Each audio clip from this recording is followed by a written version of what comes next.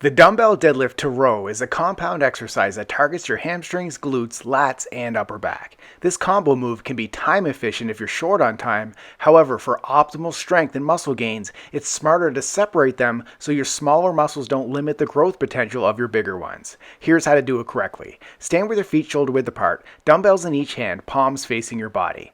Brace your core and keep your back flat. Push your hips back and lower the dumbbells along your legs, keeping them close to your shins. From this hinged position, rotate your hands to a neutral, palms facing in grip, then pull the dumbbells toward your waist by squeezing your shoulder blades together, keeping your elbows close to your body. Slowly lower the dumbbells back down under control without letting them drop.